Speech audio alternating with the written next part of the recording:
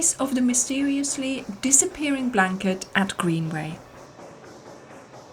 While Agatha loved travelling and often travelled far and for long periods of time, going back to Greenway near Dartmouth was always greatly anticipated.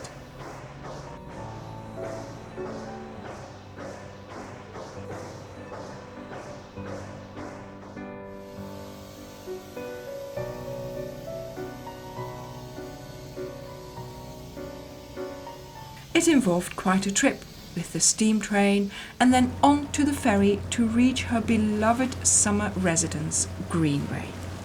And although her husband travelled with his own bed, Agatha insisted on always bringing her favourite crocheted blanket. She took this blanket on many adventures and was always happy to have it with her in cold and warm climates.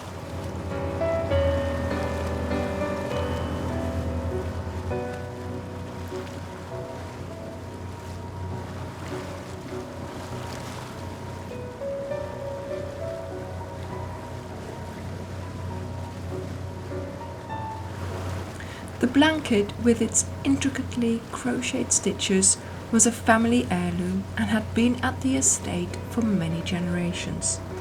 The blanket was known far and wide for its intricate design, wonderfully rich stitches, exquisite colours, and unique history.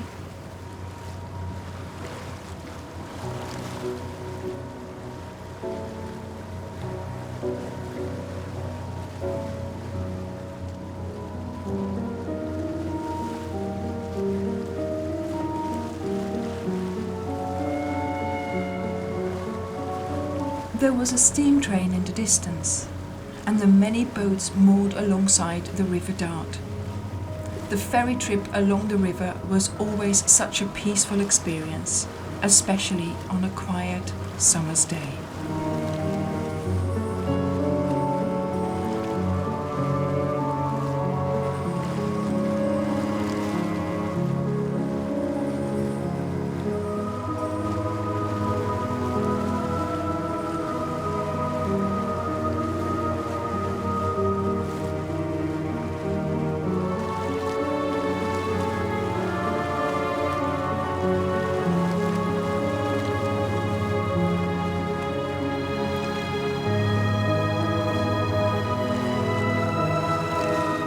Soon there will be a glimpse of Agatha's house high upon the hill, but the first real sign of home would be the boathouse. Agatha would always look out for the moment she would spot the boathouse welcoming her back home.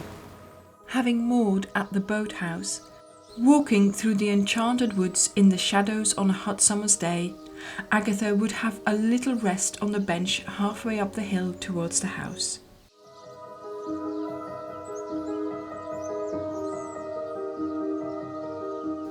Of course, the blanket was always placed on the bench first, and always admired for its fine intricacy of stitches and colours.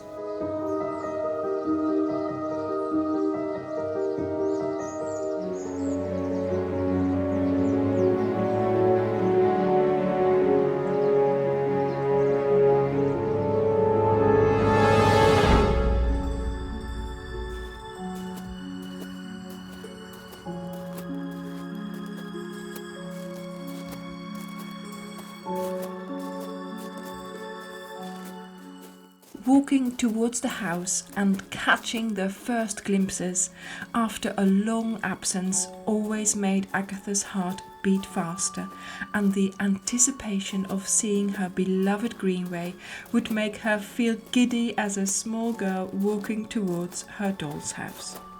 Agatha thought Greenway was the loveliest place in the whole world.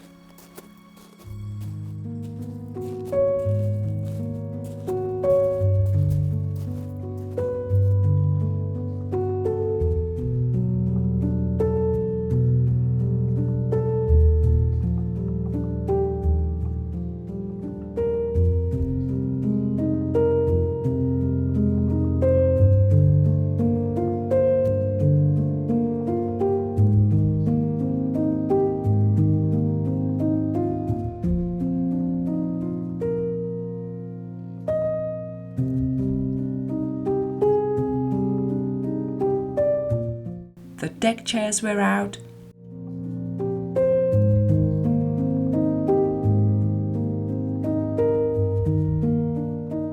The front door was open. The house was welcoming Agatha back home.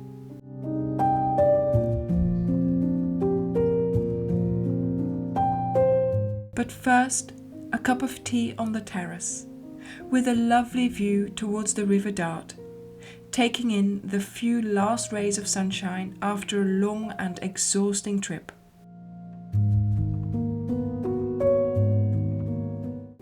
And because the tea was had at her beloved Greenway, Agatha enjoyed every sip so much more.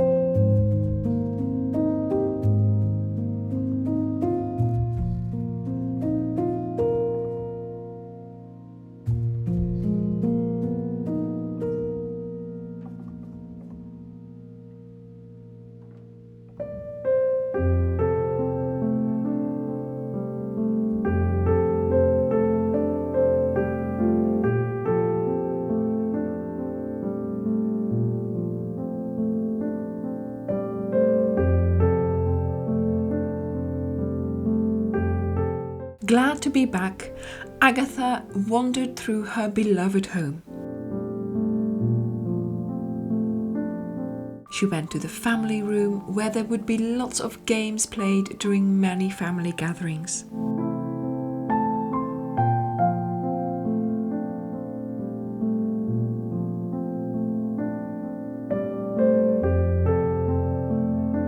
There was also her piano.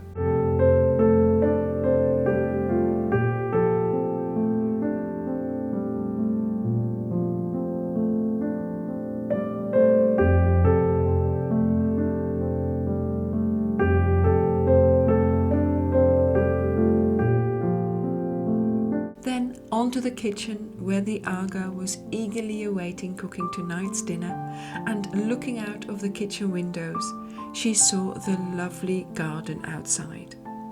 Oh, it was good to be back home.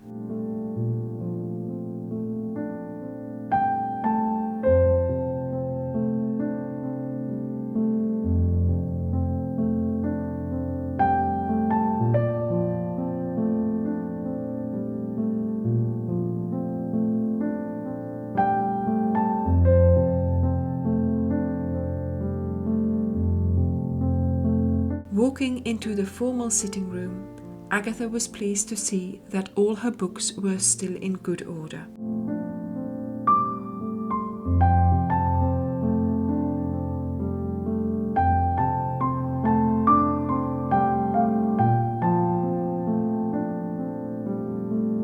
In her office upstairs, she wandered over to the typewriter and wondered what her next story would be.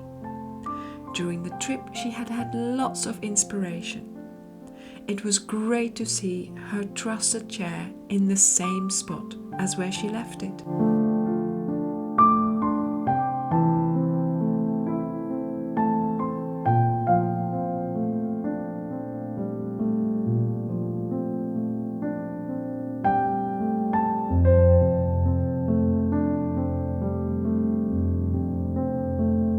All her books were arranged on the shelves, just the way she liked it. Her suitcases had already been unpacked in her bedroom, and her dresses hung prettily in the wardrobe.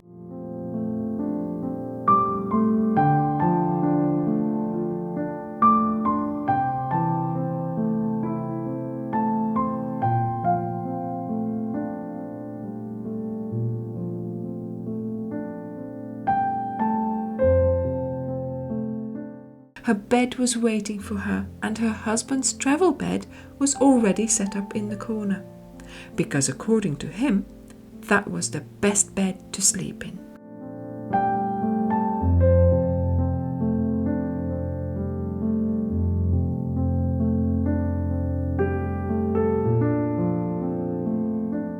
Downstairs in the hallway, there would be packages waiting for her on the table, with all the memorabilia from past travels displayed on the sideboards.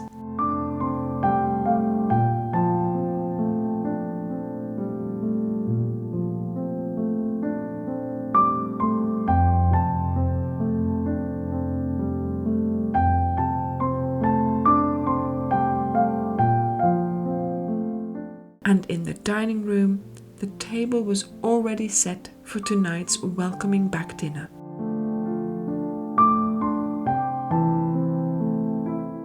Agatha's favourite room was her library, where she would sit and read for many hours.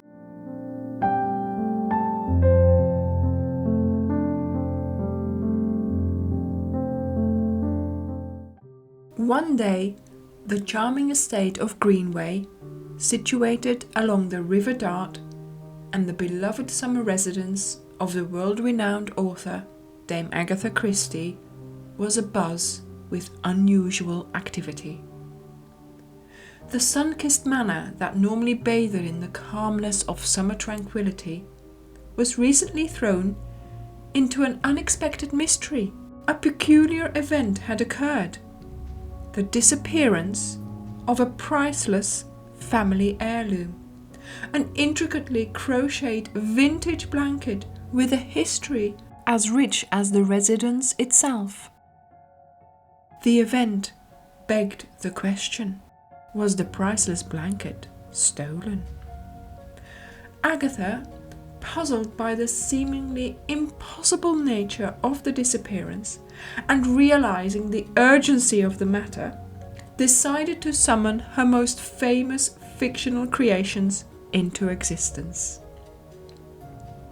There was Hercule Poirot, the charming Belgian detective with an affinity for the eccentric, his lovable sidekick, Captain Hastings, and their organized, detail-oriented secretary, Miss Lemon, the observant and unassuming Miss Marple, and the tenacious Chief Inspector Japp.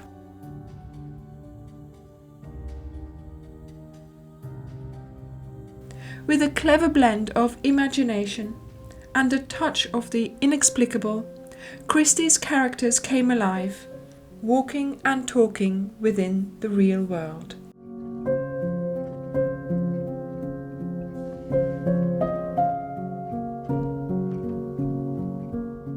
As soon as Poirot had appraised the situation, he turned to Captain Hastings, his eyes sparkling with curiosity. "Mon ami, it seems we have found ourselves a most intriguing puzzle, n'est-ce pas?" Captain Hastings, nodding, had just returned from an adventure overseas and looked dashing as usual. While Poirot and Hastings began their inspection of the scene of the disappearance, Miss Marple was engaged deep in conversation with Miss Lemon. Miss Lemon, last to see the blanket, described in great detail the blanket's location and condition before its disappearance. She was as sharp as ever, providing the minutest details which might hold the key to the mystery. "Hastings, my friend, a curious mystery unravels," Poirot muttered, his eyes scanning the room, looking for the little details often overlooked by others. Meanwhile, Chief Inspector Japp, not one to be idle while a mystery unfolds, made his way to the boathouse, in the hopes of finding the blanket there. Did Agatha forget it there, when she went there to do some reading in the afternoons? She always sat in the chair in the corner, enjoying the late sun beaming in and the peace and quiet from the water lapping up the sides.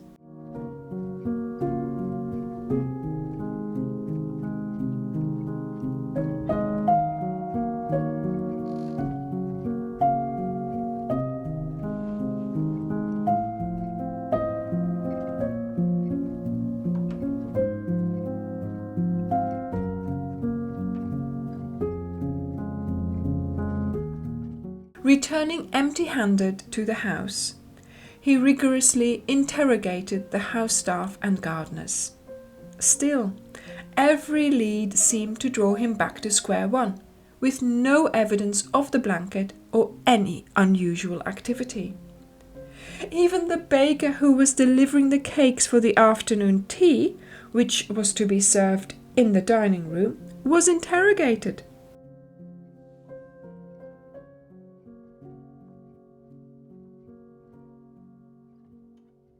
Days turned into nights, and the characters found themselves at a dead end.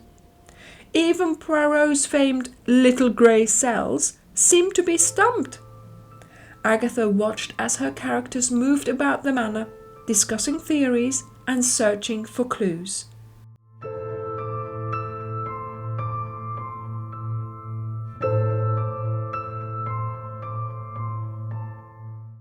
She had not expected her simple mystery to turn into such a conundrum.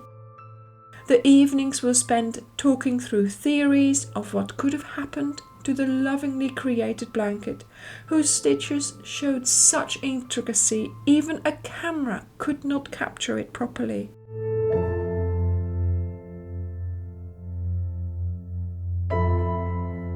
Just as all seemed lost, one morning at breakfast, Miss Marple proposed a possibility that no one had considered.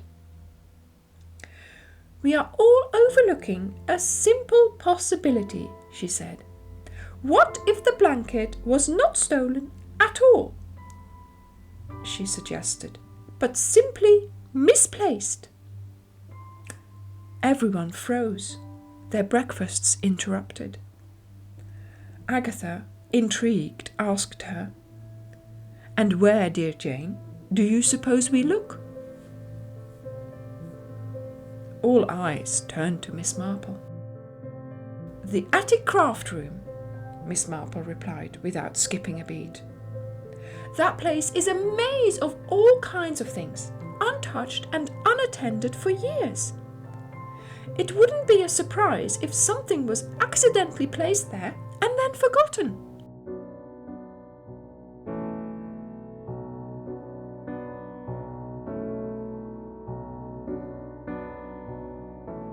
Breakfasts abandoned and led by a newfound hope, they made their way to the craft room in the attic. Cobwebs decorated the corners of the stairwell, and inside the craft room were old trunks and furniture, and a musty smell was in the air. In the faraway corner, under layers of dust, they found an old trunk.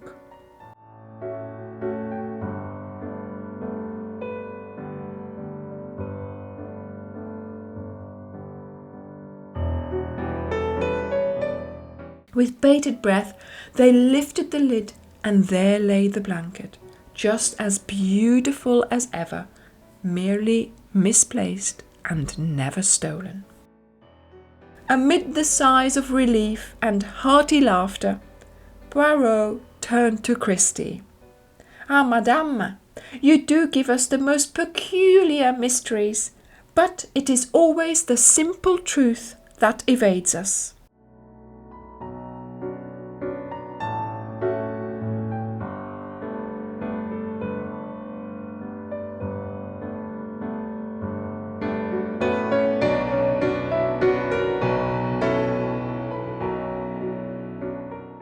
It was Miss Marple who handed the blanket back to Agatha Christie, and, feeling it in her hands once again, brought back many memories of cosy evenings spent in front of the fireplace, writing stories with the blanket on her lap, keeping her warm during the long evenings, and, of course, accompanying her on her travels.